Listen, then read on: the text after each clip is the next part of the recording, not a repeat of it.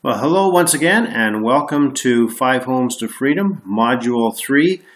This is Lesson 6, the last lesson for Module 3, and we have gone through, okay, here we go. We've already talked about the acceleration of the principal pay down, the effect of the timing on your payments, how you can generate some extra cash at home, as well as how we can generate some large chunks of cash through wholesaling and assignments. We talked last lesson about flips, which is your buy, fix, and sell. And for our last lesson of this module, we're going to talk about the rent-to-own program. Now, keep in mind, I'm not here to teach you about the rent-to-own program. I'm just teaching you or talking to you about the concept of it and how it works so you can decide whether it is something that is of further interest to you. So what we're going to do is we're going to look at the two different types of the rent-to-own programs. We'll talk about how they work. The process of finding tenants and or buyers, and how much you can potentially make with these programs. All right, so let's take a look at, this is my favorite, which is what I call the purchase lease option. So in the purchase lease option program, you've got yourself, and what you're doing is you're marketing yourself and your business looking for potential clients to do your lease options with. So you've got your advertising out there, and you've got this nice little family who sees your ads, and they decide to contact you to see whether they're a good fit for the program. So you put them through your analysis and determine whether they're a good fit for the program or not. What you're looking for here is you're looking for cash-rich, credit-poor individuals. So they still need to have some cash to participate in the program. They need to be able to afford the monthly payments. But they just need to have, they need to be in a position where their credit has been bruised or damaged through. It could be a failed business, failed marriage, just not understanding how to manage their credit in the past, but they are turning things around. But the key here is that they have to be able to fix their credit, and they have to be willing to fix their credit as well.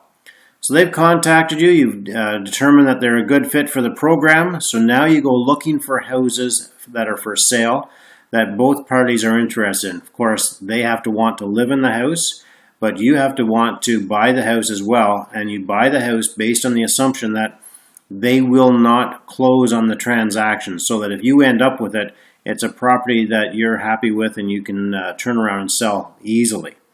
So once you find the house that's of interest to both parties and you agree on it, you then enter into a contract and you purchase that property with your 20% down. And you're going to then turn around and lease the property back to that family. And the time period that you're going to lease it to them, it's probably on average about 3 years. It could be 2 years, and never longer than 5 years. And you're also going to provide them with an option to purchase contract. So this means that they have the option to purchase the property at the end of the term, whether it be 3 years, 4 or 5 years, and you predetermine that price ahead of time. So let's take a look at the steps that you're actually going to go through on. So the visual, so let's take a look at the actual steps. So you're going to actually find and qualify your tenant purchaser. Once you have that tenant purchaser qualified, you start looking for properties and you find them that perfect home that they're going to want to live in. You purchase the property with your 20% down. You then enter into an option contract with a non-refundable deposit. Now, the deposit, this is where it comes back to, I mentioned earlier, that they need to be cash rich, credit poor, because they do need to have some money in order to make this program work. In order to reduce your risk and ensure that they're going to close on the property, you are looking for approximately a 5% down payment from them as well. This 5% down payment goes towards their purchase price in the end, but should they fail to close, then it becomes non-refundable. And because it's non-refundable and you receive it up front, you're able to spend that money on whatever you want the day that you receive it. You just have to recognize or realize that it's going to come off the profit in the end. You're also going to create a lease agreement with them, and in the lease agreement, you will net out approximately $400 to $800 a month profit. Depends on the deal, depends on the property, the market rents, etc. A portion of that rent is also applied towards the down payment in the end. So when they buy the property, you might give them a $400 a month credit towards the purchase of that property. But again, that $400 is non-refundable. So if you're collecting $800 a month, 400 of it is profit, 400 of it is credit towards the purchase price, you get to keep and spend the entire $800 up front. So at the end of the term, you're eventually going to sell the house to them, and you're going to sell it to them at a profit. And the way the profit works, you usually figure out the future price based on a 4 to 5% appreciation annually, and that's going to average out to be anywhere between $20,000 to $40,000 profit at the end of the deal. So these are very profitable deals. Our second option is what we call a sandwich lease option. It's a little bit different. So here you have yourself as the investor, and what you're doing is you're looking for tenant buyers, but you're also looking for properties that you can put under contract, and so you could be looking for both at the same time. So let's say that you find the family first, and they're interested in your rent-to-own program. So now what you have to do is you have to find them a property, but you're not going to go out and buy that property. Now what you're doing is you're looking for a property that you can rent with an option to purchase it. So you find a property, and most properties that fit this criteria are properties that are currently for rent in the marketplace.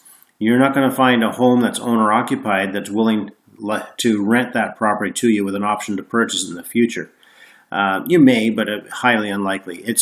You're looking for properties, single-family homes that are currently available on the market and that are for rent.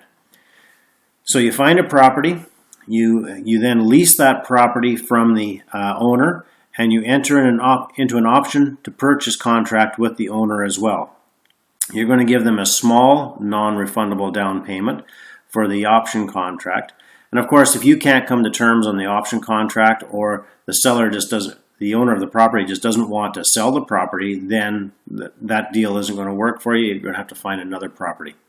So you have to always be able to find a property that you can put under contract with an option to purchase.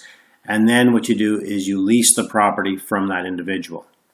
You then turn around and you sublease that property to this nice family. And you're going to, if you're renting it from the owner for $1,000, you might sublet it to the family for $1,400, knowing that you're going to credit $200 or $300 a month towards the future purchase price should they buy that property. Again, if they don't buy that property, you get to keep that whole $1,400. So just think of it that you're renting something for $1,000 and you're renting it back out for $1,400, so you get to keep that spread of $400 a month. You also enter into a contract for them to purchase it from you in the future at the end of the term at a future determined price.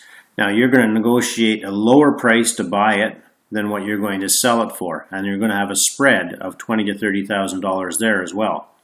The key here is that you never hold title for this property. So this is a perfect option for you if you have no credit. You could do this with no job, as long as you have the ability to attract tenant buyers and go out and find potential properties that you can put under contract and lease. Then you can put these deals together all the time. So it's called a sandwich lease because it's sort of you're the meat between the two slices of bread there. So the actual steps to do the sandwich lease: you find and qualify the tenant buyer and or the rental property. And it can be either way. So people always say, well, what do I find first? Do I find the tenant buyers or do I find the rental properties? In this particular case, you're looking for both at the same time. And whatever you happen to find, then you have to really start looking more specifically for the other part of the equation. So for example, you see a good rental property and you talk to the owner of the property. They're willing to do an option to sell in the future. So now you go looking for tenant buyers to see if you can find somebody to put into that property. Finding a suitable match for the tenant buyer with the rental. So this is one of the challenges with this program, is that it's almost like the tenant buyer has to make do with what properties are available out there, because they're not actually searching the internet looking for properties that are for sale that suit. they're now looking to see what properties are available for rent and hopefully find something that suits them. You lease the house conditional upon negotiating a good option to purchase price. So you're leasing the house from the homeowner, so you don't actually have it on title. You're not on title for that property. You enter into an option contract with a non-refundable deposit, and this deposit should be quite small. So the owner is willing to sell it to you, so you negotiate a future price and you give them maybe a $500 or $1,000 deposit to make it a legal binding contract. So then you turn around and you sublease this house to your tenant buyers, and you're going to sublet it for a profit. So again, if you're renting it for $1,000 from the owner, you're going to turn around and rent it to your tenant buyer for $1,400, maybe $1,800, depends on the market rents, whatever you can get. Some of that money will be turned back into a credit for the purchaser when they're able to qualify for buying that property. If they fail to qualify and they can't buy the property, then you get to keep that entire spread. You then enter into an option contract with a non-refundable deposit, and here again, you want a larger deposit than what you gave to the owner. So you're going to want that same 5% deposit, and again, it's non-refundable, which means you get to keep it. So even if this deal doesn't close in 3 years, 5 years, whatever the term is, you get to keep that non-refundable deposit, plus you get to keep that additional rent every month as well. Eventually, you're going to sell the house to the tenant buyer for a profit, and the profit, again, the profit's all over the map. You're looking at $20,000 to $40,000 profit once that option to purchase has been activated. So when they're ready to activate their option to purchase the property, you have to in turn go back to the buyer, the original owner of the property, and say, I would like to now activate the option contract and purchase your property for the price that you had predetermined. And the house is then sold to you, and you turn around and sell it to the tenant buyer all within the same day. A little bit more complicated, a little bit more paperwork, but it's still a fairly simple process. So some of the pros to the whole rent-to-own program is that you do receive these large non-refundable deposits up front, plus the cash flow is substantially higher than your conventional rental properties. And the portion of the rent that you are crediting back to the future buyer is non-refundable as well. So very low risk. Definitely a large profit at the end of the deal. And it also feels really good to help the tenant buyers. There's nothing better for myself than the feeling of helping a really nice family get into the home of their dreams much sooner than they may possibly have to wait for several years while they get their credit repaired. It's also a great option in the event that you've got a rental property and it's not performing to your expectations, and you're having a hard time getting out of the deal, or to sell the property, it is not going to be very lucrative. You may have to lose some money. So instead of selling it at a loss, another option is to go into an option contract for sale to a tenant buyer who will rent it from you with the option to buy it in the future. And again, gives you the opportunity to increase your monthly cash flow. You can afford to collect a smaller upfront down payment in that particular case. And if they buy the property in the future at the future agreed upon price, great. You've just gotten rid of your bad property, and good for the tenant buyer as well. If they fail to buy it, not so bad, because you've been able to take a negative cash flowing property, turn it into a positive cash flowing property, and maybe in 3 years time from now, it's the market conditions are better, the value's gone up, whatever. You can either do another lease option or you can sell it. So it's just a great option to have. Now, if you want to learn more about the rent-to-own programs, as I said, this lesson was not to teach you how to do them. This lesson was to teach you about the concept of the programs of the lease option program itself. There are definitely plenty of books out there that have been written by people on how to do it. I haven't read any of the books, so I can't really comment on those and recommend any. My good friend Dave DeBow, he's done a lot of rent-to-owns himself, and he's been teaching the rent-to-own program for years. I know it's not his main priority these days, teaching the rent-to-own program, but you may still be able to gain access to his rent-to-own program. If you can, then I highly recommend that you follow that program. There are lots of others out there who are teaching it as well. But again, I can't speak good or bad about them. The reality is that there is good and bad in every industry. So whoever you do decide to follow or learn from, I just suggest that you do your homework and your due diligence, get some referrals, talk to some of the students who have gone through the program already. So what is my suggestion? Well, I do love rent-to-owns. They are a little bit time-consuming, and it is like a separate business altogether, but they can be very, very profitable. However, for the 5 Homes to Freedom program, I'm not suggesting you get into the rent-to-own business. I'm not suggesting you get into the flipping business. However, assignments are a great alternative. So if you have the ability to identify or you've got good rent-to-own clients that come to you or you know of, you can marry these rent-to-own clients up with somebody who does rent-to-own business. Or you might even go one step further and put a rent-to-own deal together if you know how, if you learn how to do it and complete the paperwork properly.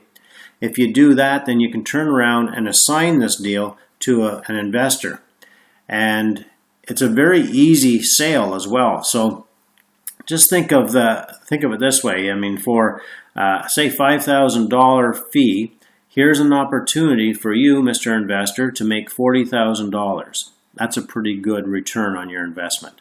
So the assignments is, in my opinion, one of the best things that you can take advantage of, whether it be for the rent-to-own programs or whether it be for your buy, fix, and sell property as well, in order to generate large chunks of cash. And it's completely hands-off. It's just a matter of getting to know people out there in the industry. So that's it for the rent-to-own program. Again, if you have any questions, please feel free to fire them away. Again, I'm not teaching the rent-to-own program. I will answer questions about the rent-to-owns, but if we're going to get into the teaching of the program, I will definitely be referring you on to other sources so that you can learn in better detail how to do the actual deals themselves. So be sure to attend the live webinar, and we will review lessons 1 through 6. I answer all your questions, and if there's questions before or after that do not get answered, then by all means please email me at ken@5homestofreedom.com. Take care, and we'll talk to you the next lesson.